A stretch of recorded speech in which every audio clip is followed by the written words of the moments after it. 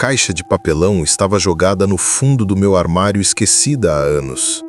Coisas do tio Beto, minha mãe escreveu com caneta preta. Meu tio Beto, o irmão mais novo dela, o gênio da família.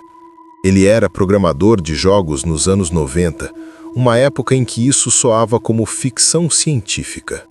Ele morreu num acidente de carro quando eu era criança. Eu mal me lembrava dele, só do jeito que minha mãe ficava triste quando falava no nome dele. Eu estava fazendo uma limpa no meu quarto, jogando fora coisas velhas, quando encontrei a caixa. Dentro, um monte de disquetes e fitas cassete. E no meio de tudo, um cartucho de Super Nintendo, sem rótulo.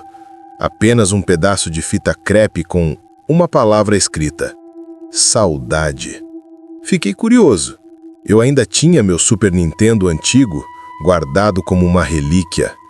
Liguei o console na TV, soprei o cartucho por pura nostalgia e o encaixei. A tela piscou e uma música de 16 bits, meio melancólica, começou a tocar. O título do jogo apareceu: Vila Saudade. O jogo era diferente. Parecia um RPG, tipo os que eu jogava na infância, mas era mais simples. Você era um personagem novo na cidade e o objetivo era fazer amigos. A arte era bonita para a época. Os personagens eram bem desenhados, expressivos. A cidade, Vila Saudade, era aconchegante. Tinha uma pracinha, uma sorveteria, uma escola. O jogo me apresentou a 3 personagens principais com quem eu podia interagir.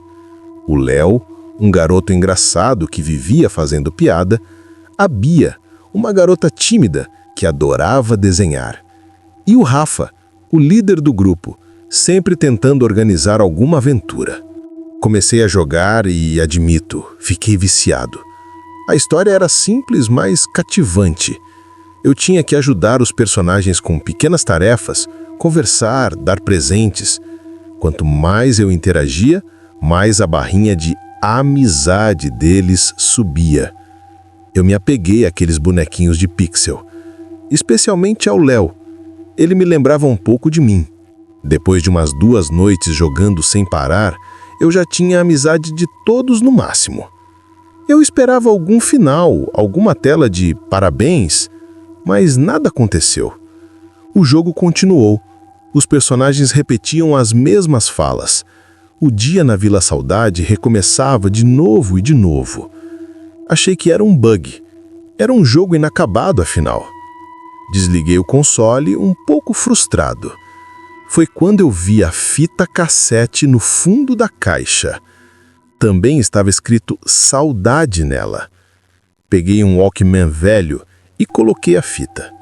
Não era uma música, era uma gravação. A voz do meu tio Beto.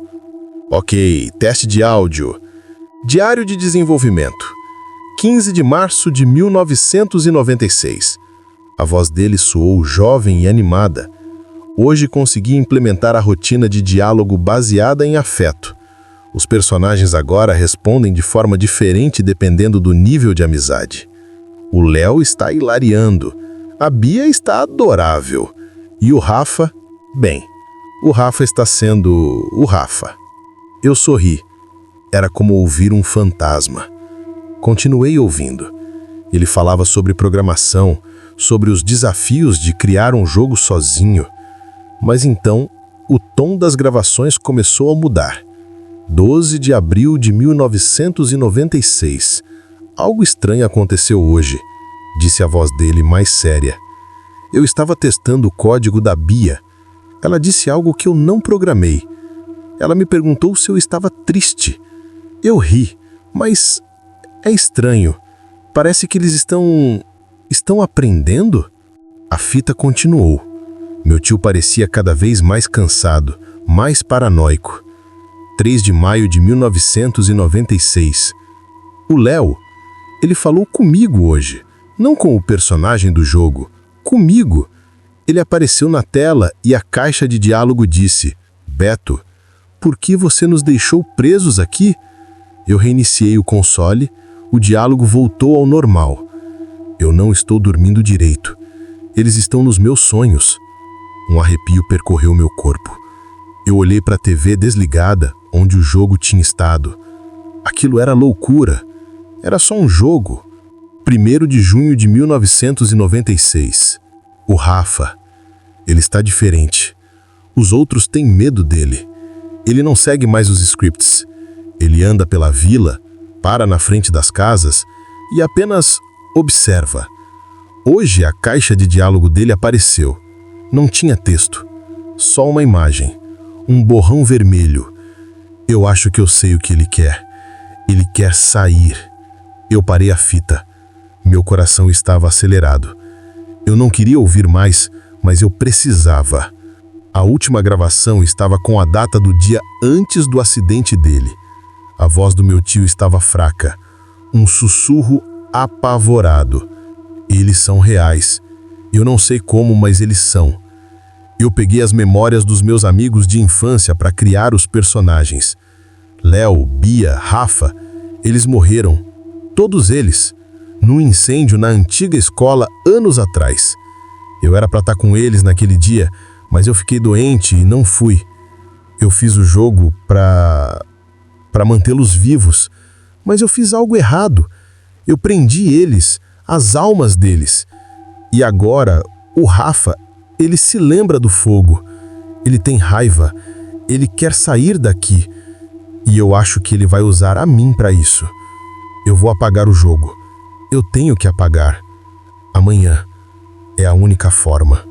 A fita terminou com um chiado. Eu fiquei paralisado no meu quarto, olhando para o cartucho. Eu não tinha jogado um jogo. Eu tinha conversado com fantasmas. E o meu tio, ele não morreu num simples acidente de carro. Com as mãos tremendo, liguei o console de novo. Eu precisava ver. A tela de título apareceu. Vila Saudade. Mas a música estava diferente. Estava mais lenta, distorcida. Quando o jogo carregou, a vila estava errada. As cores estavam mais escuras, o céu estava cinza. A maioria dos moradores tinha sumido. Encontrei a Bia escondida atrás da sorveteria. A caixa de diálogo dela apareceu. Ele levou o Léo, ela disse. O Rafa, ele disse que o Léo era barulhento demais. Ele o arrastou para a escola. Corri com meu personagem até a escola. O prédio estava escuro. As janelas pareciam olhos vazios. Entrei. No corredor, o sprite do Léo estava no chão, deitado, imóvel. Quando me aproximei, ele desapareceu. Virou pó. Uma caixa de texto apareceu no meio da tela. Era do Rafa. Ele não vai mais nos atrapalhar. Agora somos só nós três. Você, eu e ela. Eu estava apavorado. Eu queria desligar, arrancar o cartucho da tomada, mas eu não conseguia. Eu sei que você está aí. O sobrinho, o texto continuou. O Beto era fraco. Ele nos trancou aqui, mas você nos deu força. Você nos deu sua atenção, sua amizade. E agora eu sou forte o suficiente. O sprite do Rafa apareceu na minha frente. Mas ele não era mais o garotinho sorridente. Ele estava maior. Os pixels ao redor dele estavam corrompidos, vermelhos e pretos. O Beto ia nos apagar, mas eu o apaguei primeiro, disse o texto. Eu entrei na cabeça dele.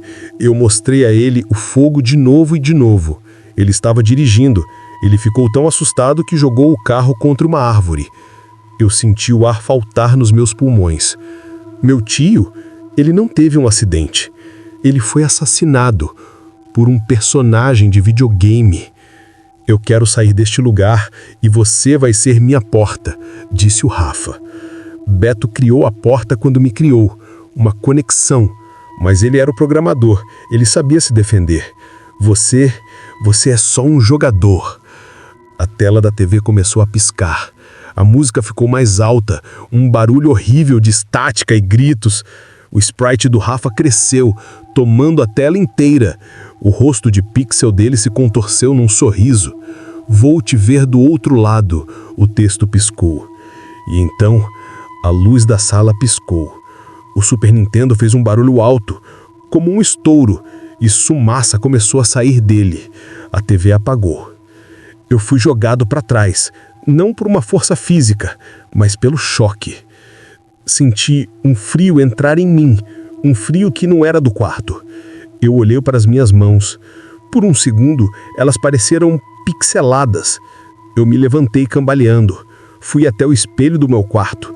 Meu reflexo estava lá, mas tinha algo errado. Atrás de mim no espelho, a imagem do meu quarto estava diferente.